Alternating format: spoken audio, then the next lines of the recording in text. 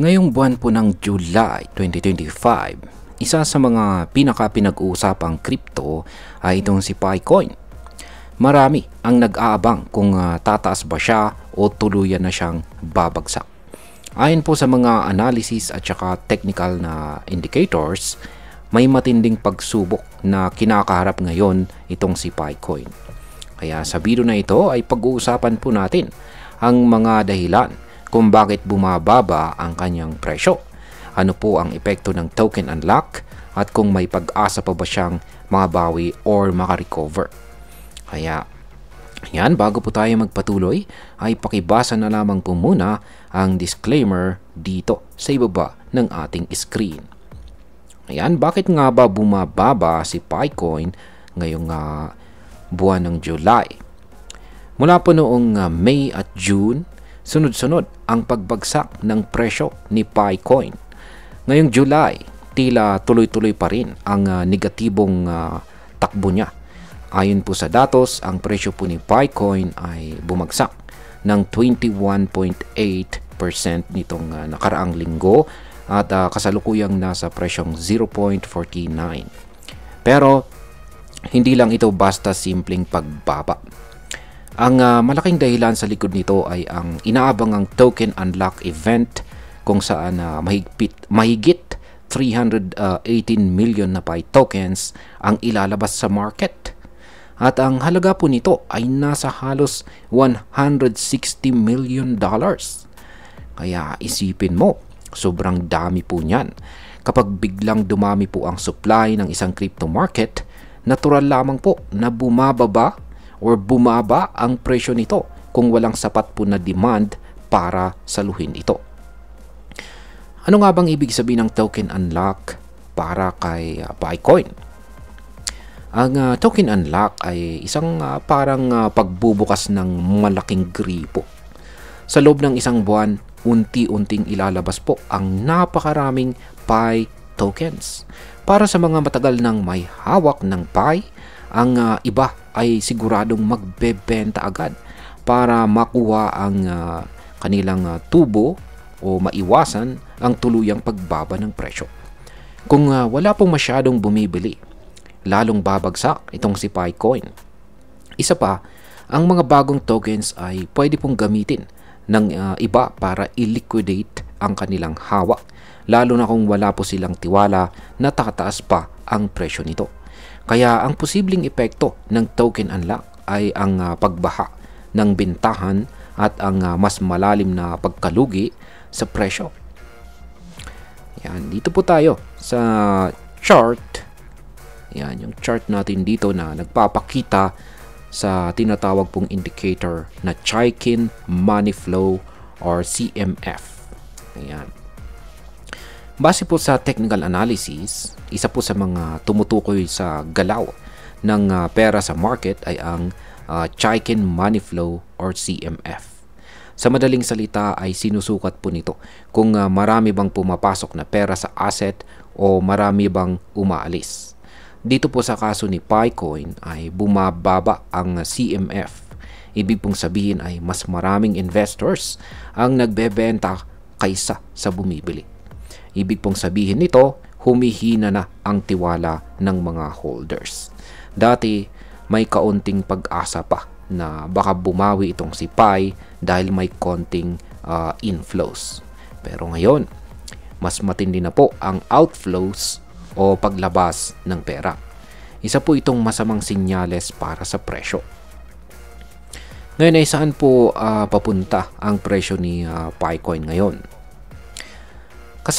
Kasalukuyang nasa presyong 0.49 itong si Picoin. At ayon po sa mga analysis, ito ang tinatawag na support level. Ibig sabihin ay dito po madalas napipigilan ang matinding pagbaba. Pero kung mabasag po ang support na ito, ang susunod na level ay or support level ay nakaabang po sa presyong 0.45. Kapag nabasag pa ito, posibleng bumaba pa siya sa all-time low na 0.40. Kung titingnan natin ang mga galaw, posibleng magkaroon po ng correction ngayong buwan ng July. Sa ganitong galawan, ang pinaka-critical ay kung mababasag ba ang support level sa presyong 0.49. Kung hindi po ito mananatili, tiyak na mas malalim pa ang maaring ibagsak ni PAI.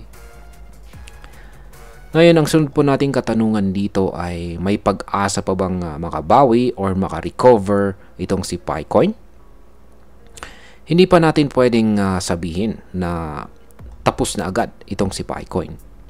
May meron pa rin mga senyales na pwedeng magbago ang kanyang momentum. Kung sakaling mag-bounce po siya mula sa presyong 0.49 at siya ay muling makalusot, ayan, sa presyong 0.51, posible po itong magpahiwatig ng isang reversal or recovery. Ang tunay na indikasyon ng bullish momentum ay kung mabasag po niya ng tuluyan ang presyong 0.57 at maging support ito. Pero para mangyari ito ay kailangan po talaga ng isang matinding catalyst. Kailangan ay may magandang balita or developments mula po sa Pi Network ecosystem mismo. At higit po sa lahat ay kailangan pong bumalik ang tiwala ng mga investors. Ngayon ay pag-usapan na po natin ang posibleng epekto nito para sa atin bilang mga Pinoy crypto traders at investors. Para po sa atin dito sa Pilipinas na yan, patuloy pong nagmimina o matagal lang sumusuporta dito sa project ni Pi Network, ay masakit po na makita ang ganitong pagbagsak. Marami po ang umasa na isang araw si PaiCoin ang magbibigay ng malaking kita para sa atin. Pero sa kasalukuyan, ang totoo ay wala pa ring malinaw na utility or use case itong si PaiCoin sa open market. Ang kanyang trading ay limitado pa rin at hindi pa rin ito ganap na naka-integrate sa mga mainstream o mga malalaking crypto exchanges. Ang kanyang token unlock naman ngayong July ay isa pong babala para sa lahat. Lalo na kung iniisip mong bumili or magdagdag ng Pi. Kailangan po munang obserbahan ang market movement dahil posible pang bumaba ang presyo sa mga susunod na linggo. At bilang panghuli, ang masasabi ko naman tungkol dito sa sitwasyon ni PaiCoin ngayon ay kailangan muna natin ng transparency mula sa Pi Network mismo. Hanggat wala pang malinaw na plano para sa mass adoption at saka exchange listing, mananatili pong mahina ang tiwala ng market.